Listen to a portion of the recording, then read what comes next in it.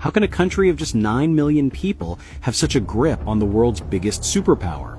Why does the U.S. send $3.8 billion every year to Israel, while Americans struggle with healthcare, housing, and student debt? Why do American presidents, Republican and Democrat alike, all stand in line to promise loyalty to Israel no matter what? And why, even after thousands of dead children in Gaza, does Washington continue to send bombs stamped Made in USA?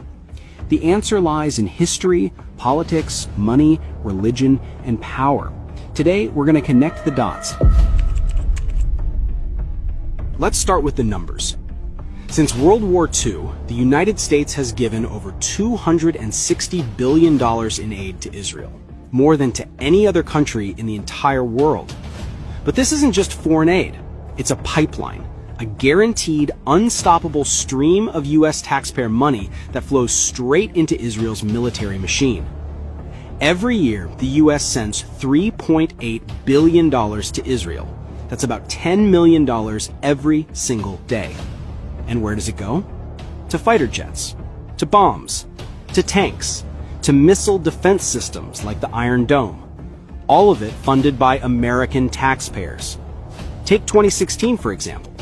Under President Obama, the U.S. signed the largest military aid deal in American history, a $38 billion package over 10 years. Locked in, guaranteed, no matter who sits in the White House.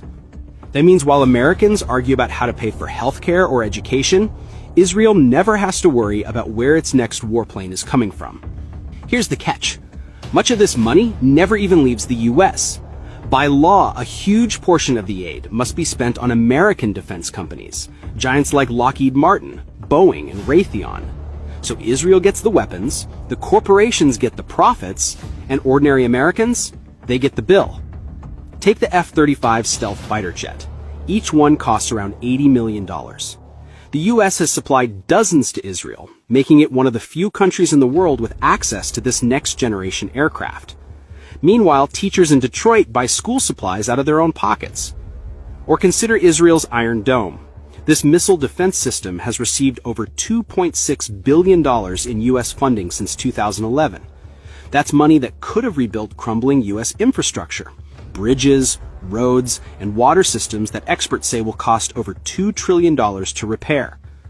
While Israel expands its military arsenal, over 500,000 Americans are homeless. While Israeli cities are shielded by U.S.-funded defense systems, tens of millions of Americans live without health insurance. So ask yourself, why does a nation of 9 million people get unlimited U.S. tax dollars while 330 million Americans are told there's no money for basic needs?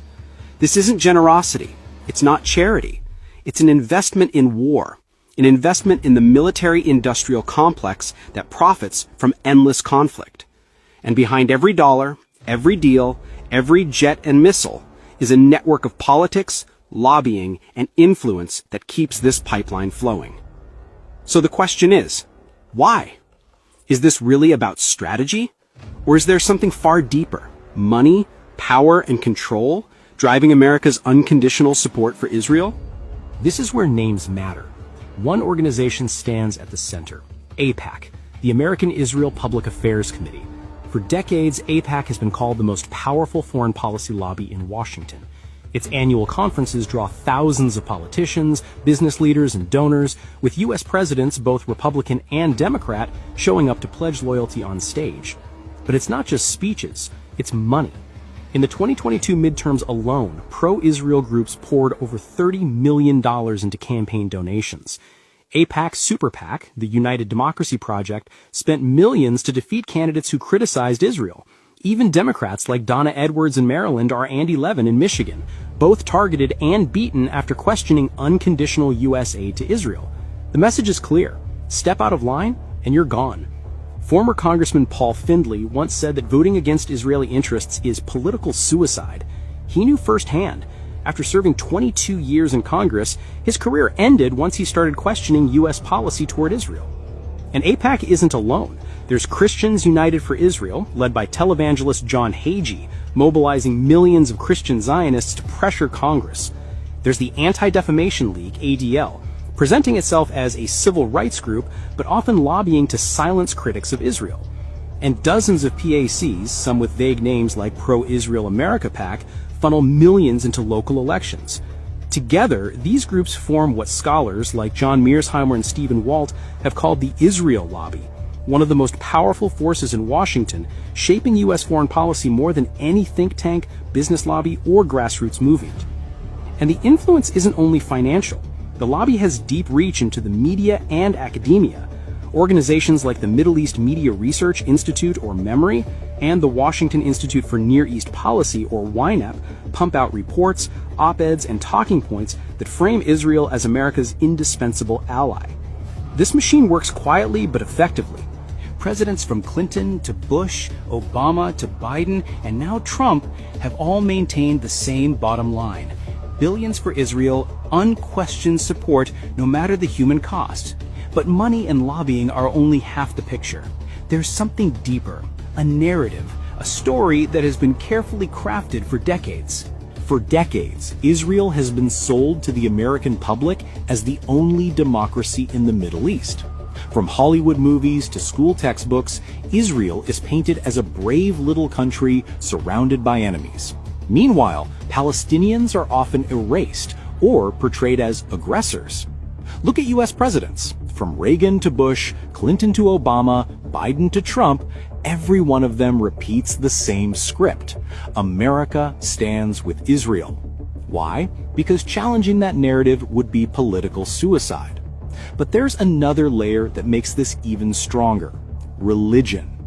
Millions of American evangelicals believe that Israel's survival fulfills biblical prophecy. Groups like Christians United for Israel, led by Pastor John Hagee, openly preach that supporting Israel is God's will. That means millions of votes tied to religion, a powerful bloc no president wants to lose. In 2018, when Trump moved the U.S. Embassy to Jerusalem, it wasn't just for Israel, it was also a gift to evangelicals. So we have money, we have lobbying, we have religion, but what about consequences? What happens when U.S. leaders keep supporting Israel no matter the cost? Here's the contradiction. America claims to defend democracy and human rights, yet it bankrolls a system of apartheid, illegal settlements, and endless bombings. Every missile that hits Gaza, paid for with American tax dollars. Every hospital destroyed, linked back to Washington. And this is why so many are asking, who's ruling who? Is America guiding Israel, or is Israel guiding America? Former U.S. officials like General David Petraeus have even admitted blind support for Israel is fueling anti-American sentiment worldwide. In other words, this isn't just about Palestine. It's about America's future. So, is Israel ruling the American government? The evidence is there. The billions in aid, the lobbying machine, the narrative control, the religious influence, and the political cost of saying no. A country of 9 million people dictating policies of a superpower of 330 million. But here's the real question. How long can this last?